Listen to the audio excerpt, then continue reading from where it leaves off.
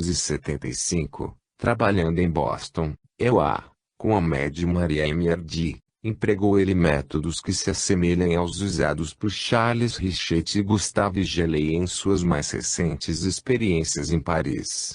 Então Denton fez uma demonstração pública no Pine Hall, quando a moldagem do rosto de um espírito, ao que se diz, foi fundida em parafina. Outros médiums com os quais estes moldes foram obtidos foram Sra. Firman, Dr. Monk, Srta. Fairlamb, posteriormente Sra. Mellon, e William Glinton. O fato de terem sido tais resultados corroborados posteriormente nas sessões de Paris, é um forte argumento em favor de sua validade. Sr. William Oxley, de Manchester, descreve como a 5 de fevereiro de 1876 foi obtido uma bela moldagem de uma mão de senhora e como em seguida um molde da mão da Sra. Firman demonstrou uma grande diferença. Nessa ocasião Sra. Firman estava amarrada pela cabeça, o peito, os braços e as mãos. Isto parecia suficiente, no que respeita à fraude por parte da médium. Ao mesmo tempo em que se verifica que a cera da moldagem era fervente, o que mostra que não podia ter sido trazida à sala das sessões. É difícil imaginar que outras precauções poderiam ter sido tomadas para garantir os resultados. Numa outra ocasião foram obtidas as moldagens de um pé e de uma mão, nas quais a abertura do pulso e do tornozelo eram tão pequenas que os membros não teriam passagem. Parece que não há outra explicação a não ser que pé e mão se houvessem desmaterializado. Os resultados do Dr. Monk também parecem suportar a crítica. Em 1878 Oxley fez experiências com ele em Manchester e teve o mesmo sucesso que com a Sra. Firman. Nessa ocasião diversos moldes foram tirados de duas individualidades diferentes. Diz Oxley dessas experiências, a importância e o valor dessas moldagens de espíritos jamais seriam superestimados porque enquanto a relação do fenômeno espiritual com outros de atitude duvidosa ou séptica só é válida no campo da crença, esses moldes de mãos e de pés são fatos patentes e permanentes e agora exigem dos homens de ciência, dos artistas, e dos trocistas, uma solução do mistério de sua produção. Essa exigência permanece. Um famoso mágico, Houdini, e um grande anatomista, Sr. Arthur Cade, tentaram fazer moldes de mãos e os resultados, laboriosamente obtidos, apenas serviriam para acentuar o caráter único daquilo que procuravam copiar. No caso de Eglinton, foi registrado pelo Dr. Nichols, biógrafo do Davenport, que indiscutíveis moldes de mãos foram obtidos e que uma senhora presente reconheceu uma peculiaridade, uma leve deformidade, característica da mão de sua filhinha, que morrera afogada na África do Sul, com a idade de 5 anos. Talvez os mais completos e probantes desses moldes sejam os obtidos por E.P. Sergeant com a médium Sra. Hardy, já mencionada em ligação com as experiências de Denton. As conclusões merecem ser citadas por extenso. Diz o escritor. Nossas conclusões são as seguintes. 1. O molde de uma mão perfeita, em tamanho natural, foi produzido numa caixa fechada, por uma força desconhecida, exercitando inteligência e atividade manual. 2. As condições da experiência independiam do controle, do caráter e da boa-fé da médium, não obstante sua mediunidade ficasse plenamente demonstrada pelo resultado. 3. Essas condições eram tão simples e tão severas que excluem completamente toda oportunidade para fraude e toda possibilidade de ilusão, de modo que as nossas conclusões quanto à experiência são perfeitas. 4. O fato, já muito conhecido dos investigadores, de que mãos materializadas e evanescentes, guiadas por uma inteligência e projetadas de um organismo invisível, podem tornar-se visíveis e tangíveis, recebe uma confirmação deste duplo teste. 5. A experiência de moldagem, associada com a chamada fotografia espiritual, dá provas objetivas da ação de uma força inteligente exterior a qualquer organismo visível e oferece uma boa base à investigação científica. 6. A pergunta: como teria sido produzida essa moldagem dentro da caixa? Leva a considerações que devem ser de máxima importância para a filosofia do futuro, do mesmo modo que sobre problemas de psicologia e de fisiologia abre novos horizontes às forças latentes e ao alto destino do homem. 7 testemunhas respeitáveis assinam o relatório. Se o leitor não ficar satisfeito com tão variados exemplos da validade dessas experiências de fotografia e moldagens, deverá ler as conclusões a que chegou o grande investigador Gelei, ao fim de suas experiências clássicas com Kluski, a que aludimos de passagem. O Dr. Gelei realizou com Kluski algumas notáveis experiências sobre a formação de moldagens em cera, de mãos materializadas. Registrou os resultados de uma série de 11 sessões bem-sucedidas com tal objetivo. Em luz muito fraca, a mão direita do médium foi segurada pelo professor Charles Richet e a esquerda pelo Conde Pictoqui. Uma vasilha com cera, mantida em ponto de fusão por meio de água fervente, foi colocada a 60 centímetros em frente a Kluski e, para efeito de teste, o que era ignorado pelo médium, a cera estava impregnada de colesterina, a fim de evitar a sua substituição. Diz o Dr. Gelei, a luz muito fraca não permitia que se assistisse ao fenômeno. Éramos advertidos do momento de mergulhar a mão, pelo ruído no líquido. A operação exigira 2 ou 3 imersões. A mão que estava agindo era mergulhada no vaso, retirada coberta de parafina quente, tocava as mãos dos controladores da experiência e então era mergulhada novamente na cera. Depois da operação, a luva de parafina, ainda quente, porém solidificada, era colocada de novo junto à mão de um dos controladores. Desta maneira 9 moldes foram tirados, 7 de mãos, um de pé e outro de um queixo com os lábios. Examinada a cera de que eram feitos, deu a reação característica da colesterina. O Dr. Gelei mostrou 23 fotografias de moldes e de cópias em gesso que deles foram feitas. É com trema preciso dizer que as moldagens mostram as dobras da pele, as unhas e as veias, as quais de modo algum se parecem com as do médium. Os esforços para obter moldagens semelhantes do mãos de criaturas vivas foram apenas parcialmente realizados, e as diferenças entre uns e outros são marcantes. Escultores e reputados modeladores declararam que não conhecem nenhum método de produção de moldagens semelhantes às obtidas nas sessões com Kluski. Assim resume Gelei os resultados. Enumeraremos agora as provas que temos dado da autenticidade das moldagens de membros materializados em nossas experiências em Paris e Varsóvia. Mostramos que, além do controle do médium, cujas mãos mantínhamos sempre seguras, toda fraude era impossível. 1. A teoria da fraude pela luva de borracha é inadmissível, porque essa tentativa dá resultados absurdos e grosseiros que, à primeira vista, se nota que são imitações. 2. Não é possível produzir tais luvas de cera usando um molde rígido pré-fabricado. Uma tentativa neste sentido logo mostra a sua impossibilidade. 3. O emprego de um molde preparado de uma substância fusível e solúvel, coberto com uma camada de parafina, durante a sessão e então dissolvido num balde d'água, não é possível, com o processo empregado. Não tínhamos balde d'água. 4. A teoria de que uma mão viva era usada, fosse do médium ou de um assistente, é inadmissível.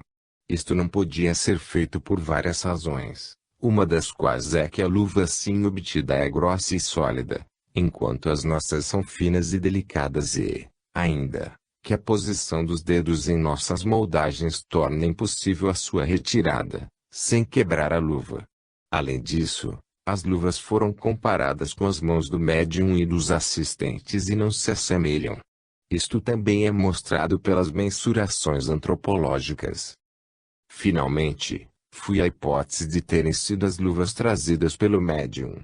Isto não se ajusta ao fato de havermos em segredo introduzido um produto químico na cera fundida, e que o mesmo foi encontrado nas luvas. O relatório dos especialistas em modelagem neste ponto é categórico e final. Nada constitui prova para aqueles que se acham tão cheios de preconceitos que não têm mais lugar para o raciocínio.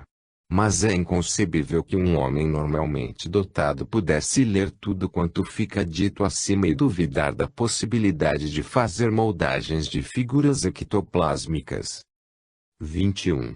Espiritualismo francês, alemão e italiano.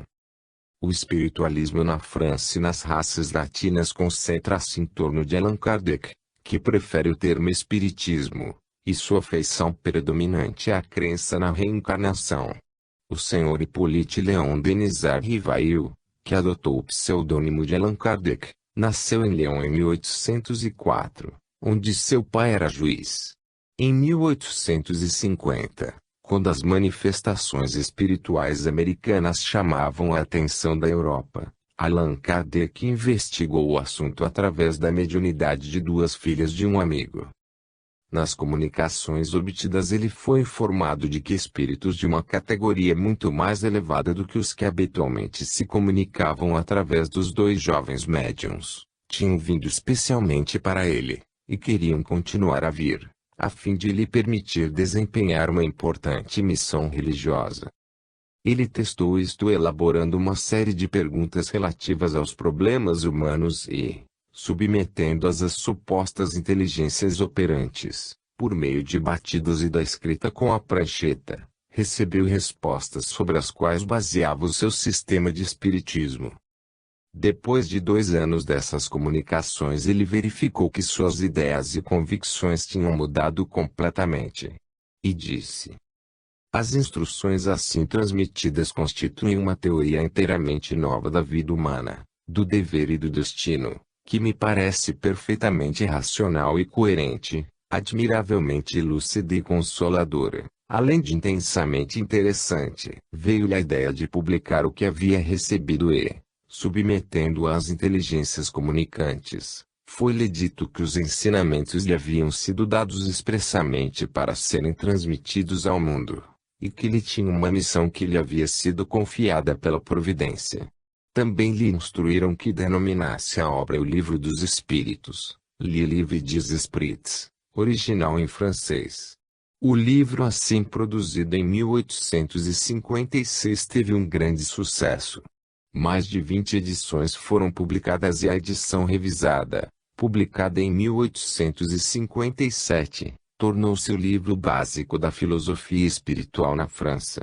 Em 1861 publicou O Livro dos Médiuns. Em 1864, O Evangelho segundo o Espiritismo. Em 1865, O Céu e o Inferno e em 1868, A Gênese. Além destes, que são as suas obras principais, publicou pequenos tratados, sob os títulos de O que é o Espiritismo e o Espiritismo em sua expressão mais simples. Senhorita Anna Blackwell, que traduziu as obras de Allan Kardec para o inglês, assim o descreve. Pessoalmente, Allan Kardec era de estatura um pouco abaixo da média. Compleição forte, com uma cabeça grande, redonda e maciça, feições bem marcadas, olhos claros e cinzentos. Parecia mais com um alemão do que com um francês.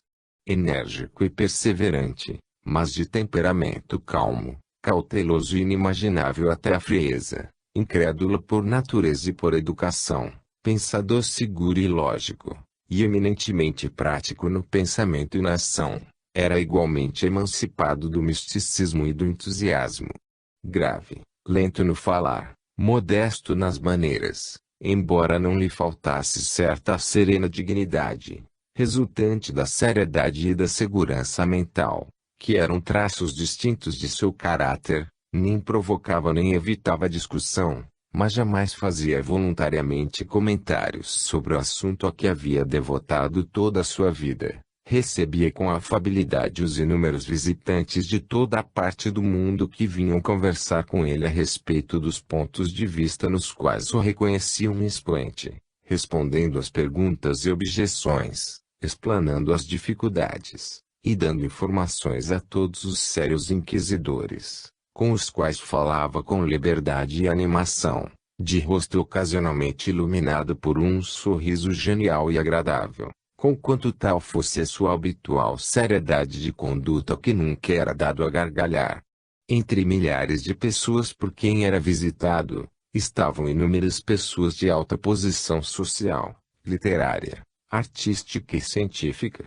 O imperador Napoleão III, cujo interesse pelos fenômenos espíritas não era mistério para ninguém, procurou-o várias vezes e teve longas palestras com ele no Palácio das Tuileries sobre a doutrina de O Livro dos Espíritos. Ele fundou a Sociedade de Estudos Psicológicos, que se reunia semanalmente em sua casa com o propósito de obter comunicações através da escrita dos médiuns. Também criou a Revista Espírita, Revue Spirit, jornal mensal que ainda existe que ele editou até a sua morte, em 1869. Pouco antes traçou um plano de uma organização para cuidar desse trabalho. Era chamada a Sociedade Anônima para a continuação da obra de Allan Kardec, com poder de comprar e vender, receber donativos e heranças, e para continuar a publicação da Revista Espírita. Depois de sua morte os planos foram fielmente realizados. Kardec considerava que os vocábulos espiritual e espiritualista, como espiritualismo, já possuem uma significação definida. Então os substituiu por espiritismo e espiritista. Essa filosofia espírita é distinguida por sua crença que o nosso progresso espiritual é realizado através de uma série de reencarnações. Devendo o espírito passar por várias encarnações, resulta que todos nós temos tido várias existências e teremos ainda outras, mais ou menos aperfeiçoadas, na Terra ou em outros mundos. A encarnação dos espíritos ocorre sempre na espécie humana. Seria um erro pensar que a alma ou espírito possa reencarnar no corpo de um animal. As sucessivas existências corporais do espírito são sempre progressivas e nunca retrógradas, mas a rapidez de progresso depende dos esforços que fazemos para chegarmos à perfeição. As qualidades da alma são as do espírito em nós encarnado. Assim sendo, o homem de bem é a encarnação de um bom espírito, como o homem mau é a de um espírito impuro. A alma tinha a sua individualidade antes da encarnação e conserva essa individualidade depois de separar-se do corpo. No seu retorno ao mundo dos espíritos, a alma ali reencontra aqueles que conheceu na Terra e todas as suas anteriores existências eventualmente se recobram em sua memória, com a lembrança de todo o bem e de todo o mal que haja feito na vida. Encarnado, o espírito se acha sob a influência da matéria. O homem que sublima essa influência, pela elevação e pela depuração de sua alma, aproxima-se dos espíritos superiores, entre os quais um dia ele será classificado. Aquele que se deixa levar pelas más paixões e põe todas as expectativas na satisfação dos apetites grosseiros aproxima-se dos espíritos impuros, dando preponderância à sua natureza animal. Os espíritos encarnados habitam os vários globos do universo. Kardec conduziu as suas investigações comunicando-se com inteligências por meio de perguntas e respostas, dessa forma obtendo o material para os seus livros. Muitas informações foram fornecidas a respeito da reencarnação. A questão: qual é o objetivo da reencarnação dos espíritos? A resposta era: é uma necessidade que lhes é imposta por Deus, como meio de atingir a perfeição. Para alguns deles, é uma expiação, para outros, uma missão. A fim de atingir a perfeição, é necessário para eles suportar todas as vicissitudes da vida corpórea. É a experiência adquirida pela expiação que constitui a sua utilidade. A encarnação tem ainda outra finalidade, qual a de preparar o espírito para desempenhar a sua tarefa na obra da criação. Para tal propósito, Ele deve tomar um aparato corporal em harmonia com o estado material de cada mundo para onde é enviado, e por meio do qual ele é capaz de realizar o trabalho especial, em conexão com aquele mundo que lhe foi designado pela ordem divina. Então ele é levado a dar sua cota de contribuição para o progresso geral, ao mesmo tempo em que trabalha pelo seu adiantamento individual. Os espíritas ingleses não chegaram a uma conclusão no que se refere à reencarnação. Alguns acreditam nela, outros não, e a atitude geral pode ser entendida assim: como a doutrina não pode ser provada, o melhor seria omiti-la da política ativa do espiritualismo. Explanando essa atitude, a senhorita Ana Blaqueu sugere que a mente continental, sendo mais receptiva de teorias, aceitou Allan Kardec, enquanto a mente inglesa geralmente declina de considerar qualquer teoria enquanto não se tiver certificado dos fatos admitidos por tal teoria.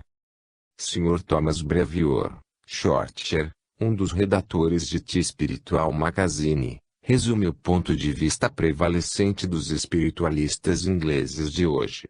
Escreve ele: quando a reencarnação assumir um aspecto mais científico, quando puder oferecer um conjunto de fatos demonstráveis que admitam verificação como os do espiritualismo moderno, ela merecerá ampla e cuidadosa discussão. Por enquanto, deixemos que os arquitetos da especulação se divirtam como queiram, construindo castelos no ar. A vida é muito curta e há muito o que fazer neste mundo agitado para deixarmos o lazer ou as inclinações para nos ocuparmos em demolir essas estruturas arejadas ou demonstrar em que frágeis alicerces estão assentados. É muito melhor trabalhar naqueles pontos em que concordamos do que brigarmos por aqueles dos quais parece que divergimos tão desesperadamente.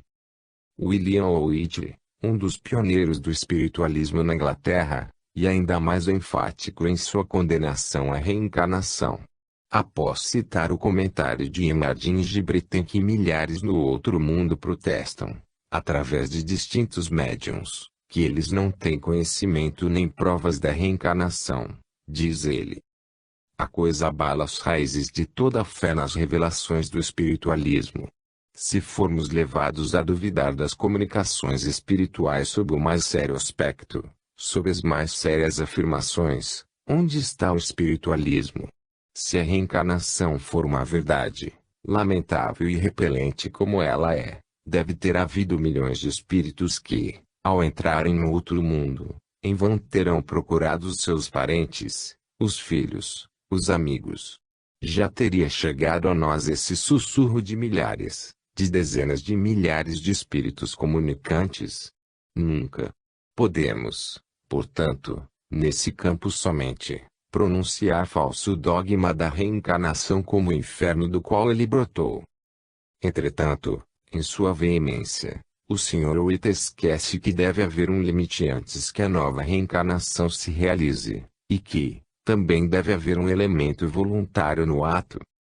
O honorável Alexander Aksakoff, em um interessante artigo fornece os nomes dos médiuns do grupo de Allan Kardec, com uma descrição deles.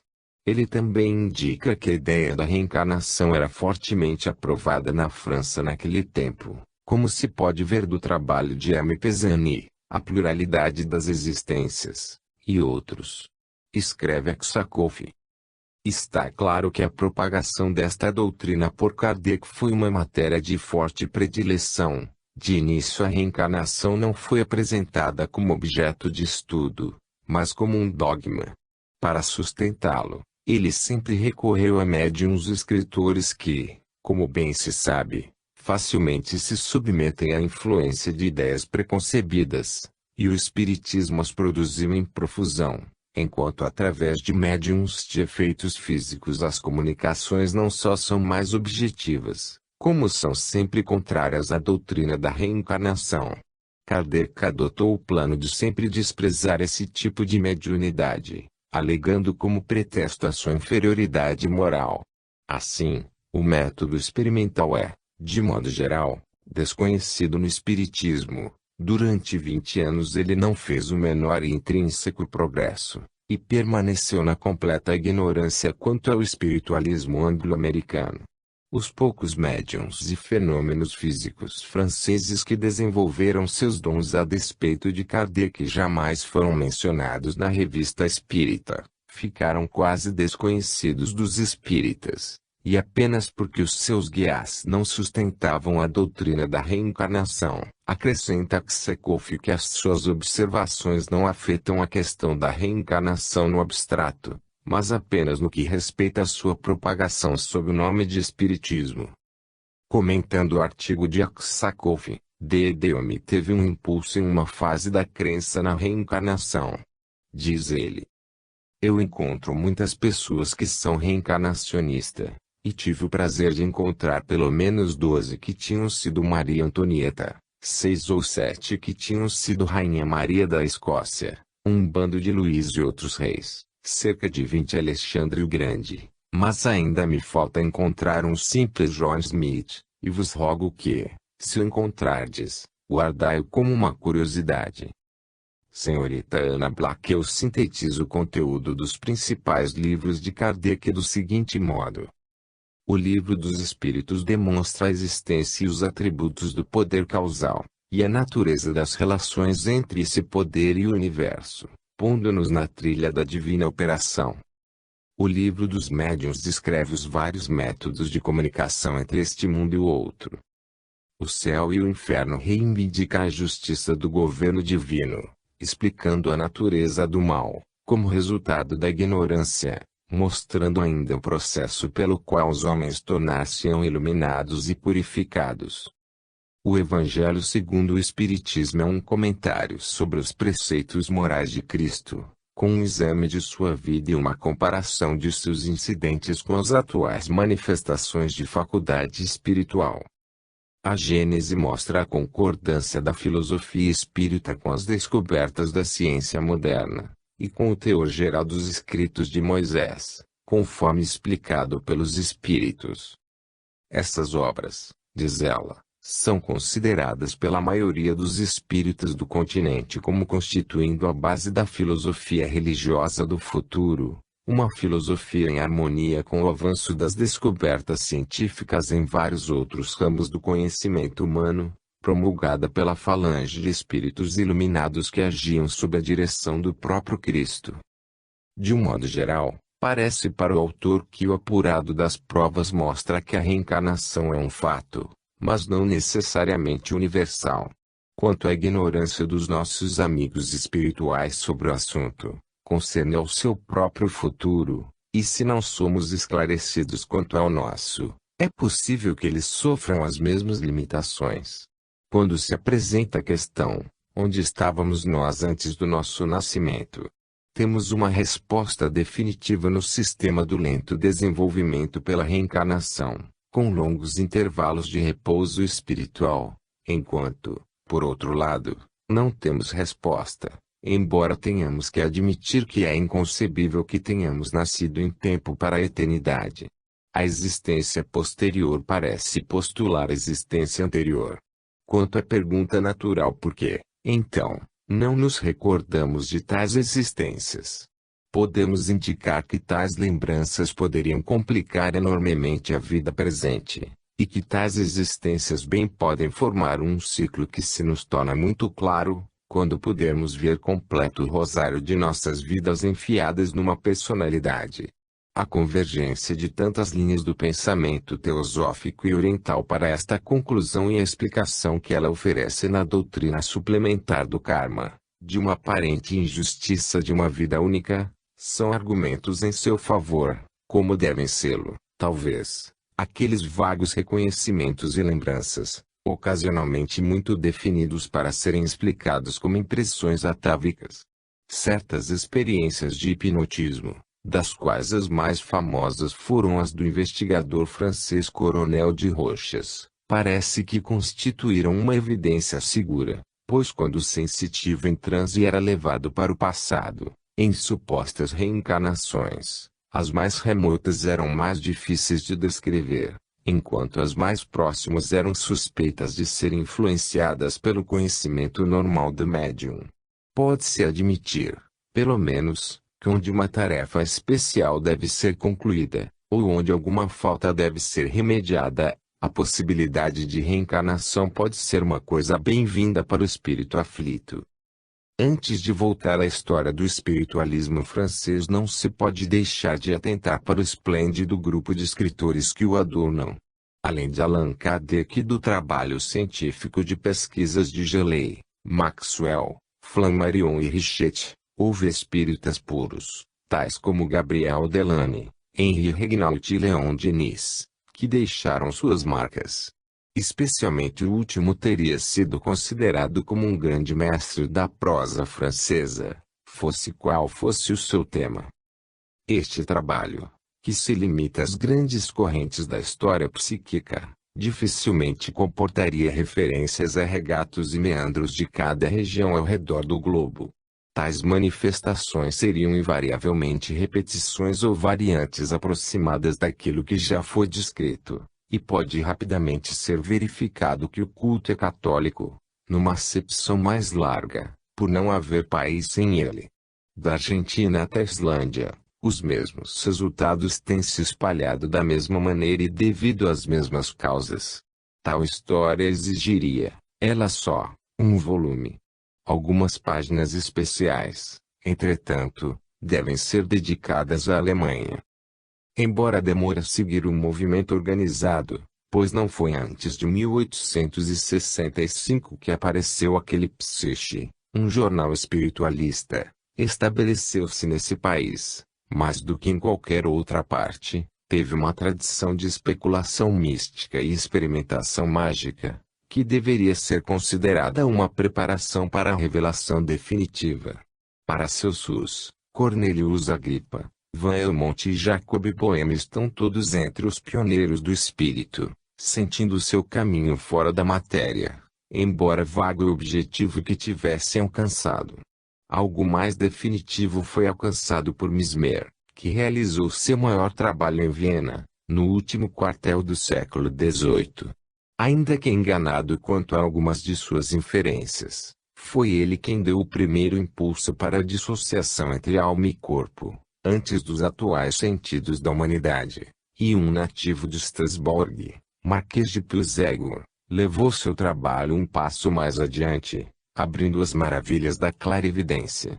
Jung Stilling e o Dr. Justinus Kerner são nomes que devem sempre ser associados ao desenvolvimento do saber humano através desse caminho nevoento. O anúncio atual da comunicação espiritual foi recebido com um misto de interesse e de ceticismo, e demorou para que vozes autorizadas se erguessem em sua defesa.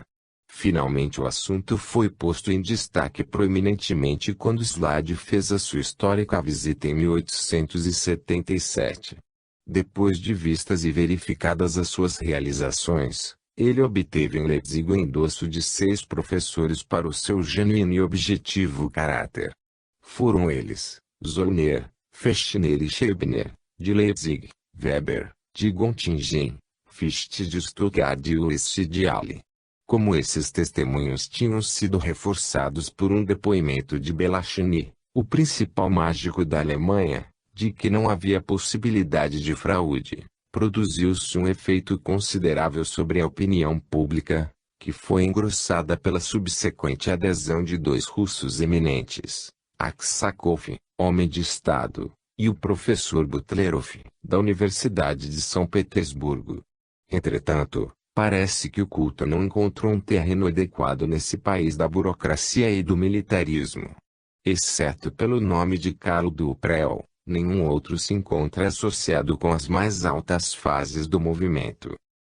O barão Carlo Duprel, de Munique, começou a carreira como um estudioso do misticismo e em seu primeiro trabalho não lida com espiritualismo, mas, em vez disso, das forças latentes do homem, os fenômenos do sonho, do transe e do sono hipnótico. Em outro tratado, entretanto, um problema para mágicos, faz um relato minucioso e raciocinado das etapas que o levaram à completa crença no espiritualismo. Nesse livro, enquanto admite que os filósofos e os homens de ciência não são os mais classificados para descobrir as fraudes, lembra ao leitor que Bosco, Oldini Belachini e os outros hábeis ilusionistas declararam que os médiuns por eles examinados estavam acima de qualquer suspeita de impostura. Duprel não estava contente, como muitos outros, de ter provas de segunda mão, então fez certo número de sessões com Eglinton e, mais tarde, com Eusapia Palladino. Deu especial atenção ao fenômeno da psicografia, escrita nas lousas, e assim se exprime. Uma coisa é clara, é que a psicografia deve ser atribuída a uma origem transcendental. Nós verificaremos: 1. Que a hipótese de lousas preparadas é inadmissível. 2. Que o lugar onde se encontra a escrita é inacessível às mãos do médium. Em alguns casos a dupla lousa é seguramente trancada, deixando dentro apenas um pequeno espaço para um pedacinho de lápis. 3. Que a escrita deve ser feita em tempo real. 4. Que o médium não está escrevendo. 5. Que a escrita deve ser feita exatamente com um pedaço de lousa e um lápis comum. 6. A escrita é feita por um ser inteligente, de vez que as respostas são exatamente pertinentes às perguntas. 7. Esse ser pode ler, escrever e entender a linguagem dos seres humanos, frequentemente uma língua desconhecida do médium. 8. Ele se parece muito com um ser humano, tanto no grau de inteligência quanto nos equívocos que às vezes comete. Portanto, esses seres são, embora invisíveis, de natureza ou espécie humana. É inútil lutar contra essa proposição. 9. Se esses seres falam, então o fazem numa linguagem humana. Se lhes perguntam quem são eles, respondem que são seres que deixaram este mundo. 10. Quando essas aparências se tornam visíveis parcialmente, talvez apenas as mãos, estas têm a forma humana. 11. Quando essas coisas se tornam inteiramente visíveis, elas mostram a forma e atitude humanas. O espiritualismo deve ser investigado pela ciência. Eu me consideraria um covarde se não exprimisse abertamente as minhas convicções. Duprel chama atenção para o fato de que as suas convicções não se baseiam em resultados conseguidos com médiums profissionais.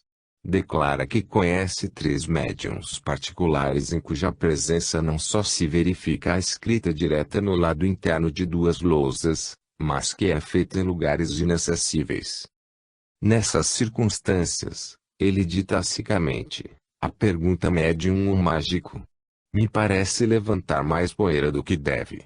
Uma observação que os pesquisadores psíquicos deviam saber de cor. É interessante notar que Duprel proclama a asserção que as mensagens são estúpidas e triviais apenas para serem inteiramente injustificadas pela experiência, quando ao mesmo tempo afirma que não encontrou traços de inteligência sobre-humana. Mas, naturalmente, antes de se pronunciar sobre tal ponto, é preciso determinar como uma inteligência sobre-humana poderia ser distinguida e até onde seria compreendida pelo nosso cérebro.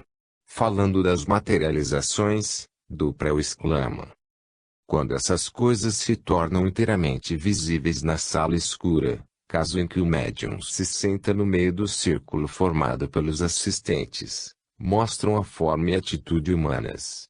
Diz-se muito facilmente que neste caso é o próprio médium quem está se disfarçando.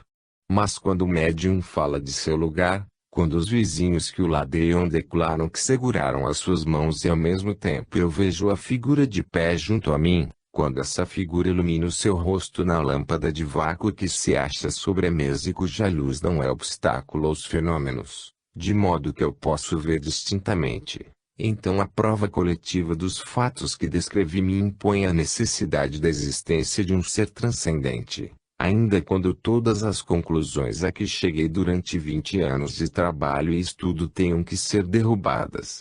Entretanto, desde que meus pontos de vista, ao contrário, como estabelecidos na minha filosofia do misticismo, tomaram um outro rumo, e são justificados por estas experiências, encontro pouca base subjetiva para combater estes fatos objetivos. Eu acrescento: tenho agora a experiência empírica da existência desses tais seres transcendentes, da qual estou convencido pela evidência de meus sentidos da vista, do ouvido, do tato, tanto quanto de suas próprias comunicações inteligentes. Nessas circunstâncias, levado ao mesmo desfecho por dois métodos diversos de investigação, eu devo ser abandonado pelos deuses se não reconhecer o fato da imortalidade, ou, melhor dito, desde que as provas não vão mais longe, a continuidade da existência após a morte. Carlo Duprel faleceu em 1899. Sua contribuição para o assunto talvez ainda seja a maior oferecida por um alemão.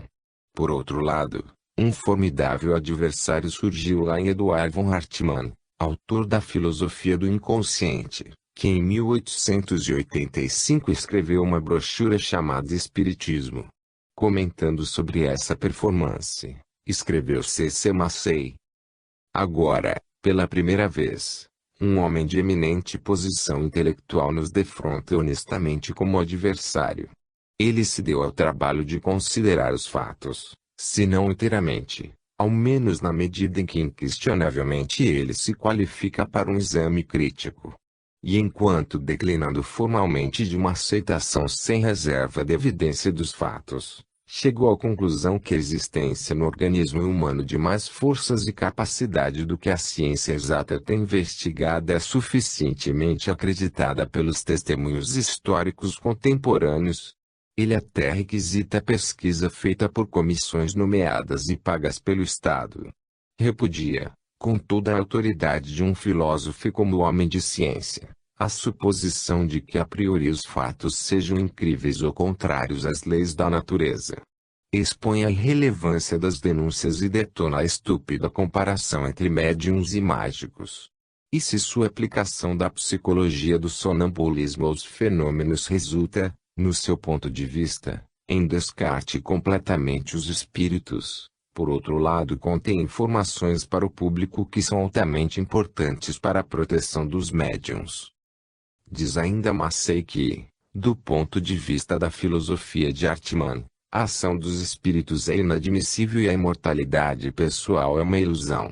A saída da filosofia psicológica agora se acha entre a sua escola e a de Duprel e Ehlenbach.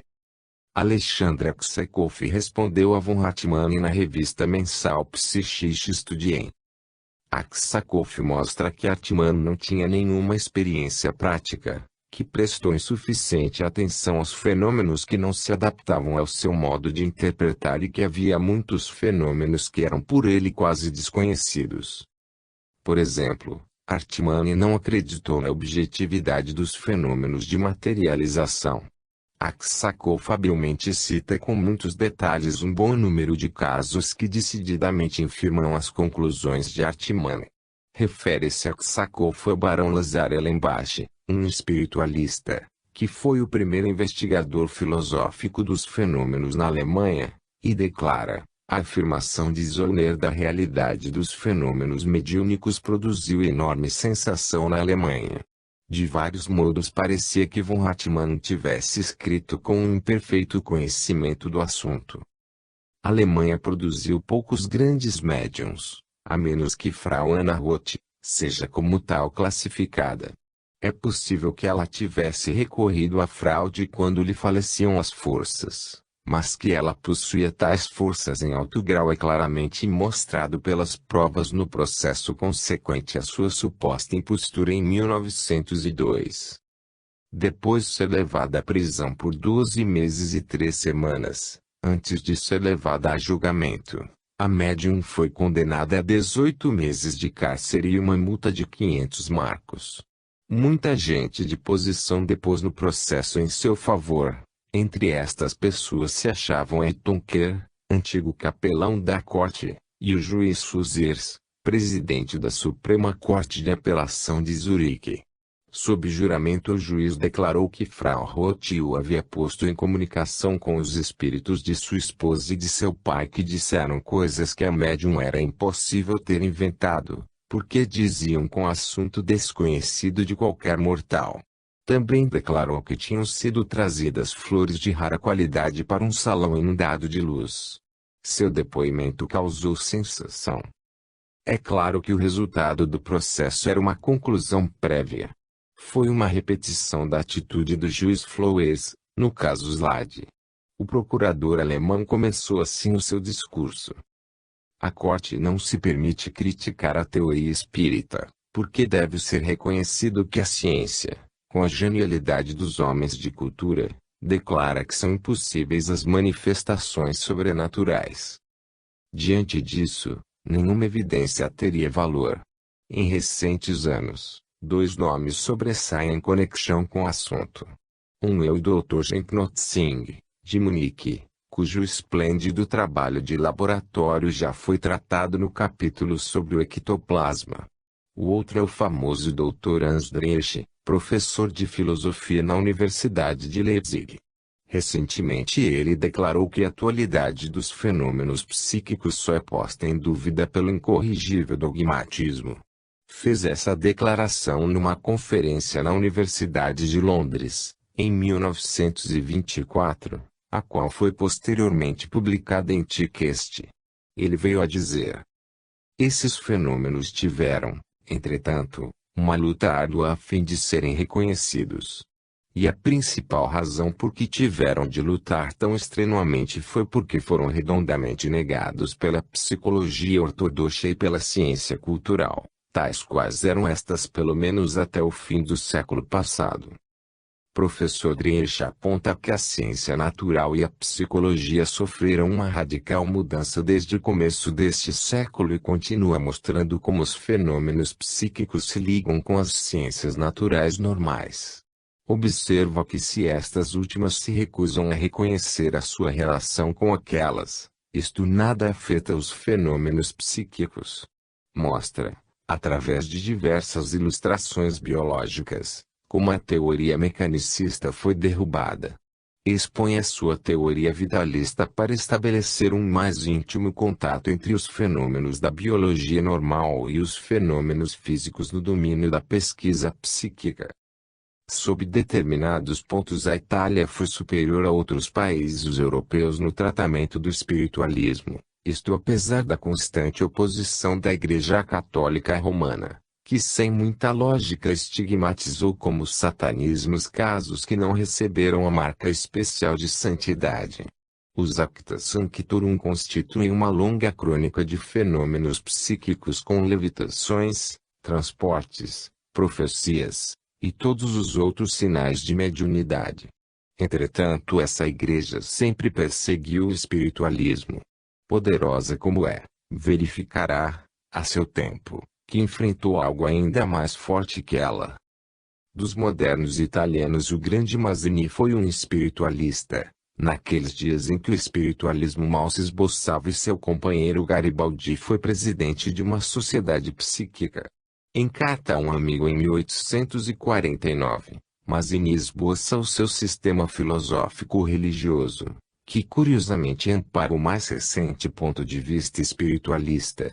Ele substitui por um purgatório temporário o inferno eterno, que passa a ser uma triagem entre este mundo e o outro, definiu uma hierarquia de seres espirituais, e anteve um progresso contínuo para a suprema perfeição. A Itália tem sido muito rica de médiuns, mas foi ainda mais afortunada com a posse de homens de ciência bastante sábios para acompanhar os fatos, onde quer que eles conduzissem. Entre estes numerosos investigadores, todos eles convictos da realidade dos fenômenos psíquicos, muito embora não se possa dizer que todos aceitassem o ponto de vista do espiritualismo, encontram-se nomes como Ermacora, Schiaparelli, Lombroso, Bosano, Morselli, Sciaia, Pictet, Foa, Porro, Broferil, Bottazzi e muitos outros. Eles tiveram a vantagem de um maravilhoso sensitivo em Eusapia Paladino, como já foi descrito, mas houve uma série de outros médiuns poderosos, entre cujos nomes se podem citar Politi, Caranceni, Zuccarini, Lucia Sordi, e especialmente Linda Gazera. Entretanto, aqui, como em outros campos, o primeiro impulso veio de países de língua inglesa. Foi a visita de De Deome a Florença, em 1855 e a subsequente visita da Sra. Gupse em 1868 que abriu o caminho. O Sr. Damiani foi o primeiro grande investigador e foi ele quem, em 1872, descobriu os dons da Palladino. O manto de Damiani caiu nos ombros do Dr. G. B. Ermacora, que foi o fundador e coeditor, com o Dr. Finzi, da Revista de Estudi Psichici, Revista de Estudos Psíquicos. Morreu em Rovigo aos 40 anos de idade, assassinado, uma grande perda para a causa. Sua adesão e o seu entusiasmo provocaram os de outros do mesmo porte. Assim, em seu necrológio, escreve Porro. Lombroso encontrou-se em Milão com 3 jovens físicos, inteiramente libertos de preconceitos, Ermacora, Finzi e Gerosa, com 2 pensadores profundos, que havia esgotado o lado filosófico da questão, o alemão Dupré e o russo Aksakov, e com um outro filósofo de mente penetrante e de vasto saber, Broveriu, e, finalmente, com o grande astrônomo Schiaparelli e com o fisiologista Richetti. Eu acrescento. Seria difícil reunir um grupo melhor de homens instruídos oferecendo as necessárias garantias de seriedade, de variada competência, de habilidade técnica na experimentação, de sagacidade e prudência no desfecho das conclusões. E continua. Enquanto Broveriu, com o seu livro de peso pelo Espiritismo, Milão, 1892, destrói um a um os argumentos dos opositores, coligindo, coordenando, e classificando com incomparável habilidade dialética as provas em favor de sua tese. Ermacora aplicou na sua demonstração todos os recursos de cérebro robusto e treinado no emprego do método experimental, e sentiu tanto prazer nesse estudo fértil e novo, que abandonou inteiramente as pesquisas sobre a eletricidade, que já o tinham colocado entre os sucessores de Faraday e de Maxwell. O Dr. Ercole Schiaia, que faleceu em 1905, era também um devotado trabalhador e propagandista, a quem muitos homens notáveis da Europa devem seus primeiros conhecimentos sobre fenômenos psíquicos. Entre outros citam-se Lombroso, o professor Bianchi, da Universidade de Nápoles, Schiaparelli, Fournoy, o professor Porro, da Universidade de Gênova e o coronel de Rochas. Dele escreveu Lombroso.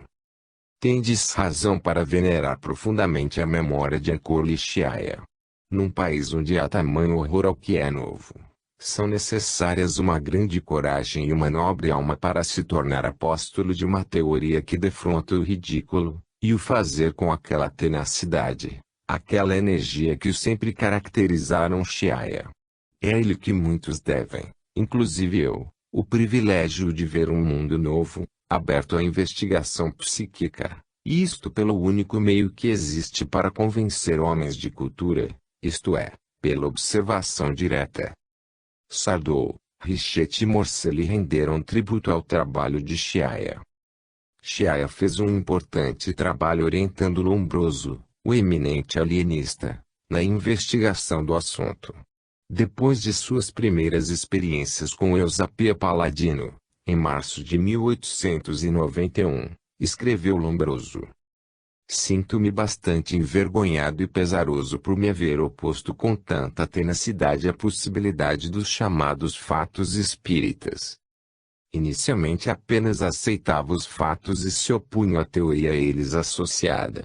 Mas, já essa aceitação parcial causou sensação na Itália e em todo o mundo. Aksakov escreveu ao Dr. Schiaia: Glória a Lombroso por suas nobres palavras. Glória a você, por sua dedicação. Lombroso oferece um bom exemplo de conversão de um materialista decidido, depois de longo e cuidadoso exame dos fatos. Em 1900 escreveu ele ao professor Falcomer: Sou como um pequeno seixo na praia. Ainda estou a descoberto, mas sinto que cada maré me arrasta para mais perto do mar.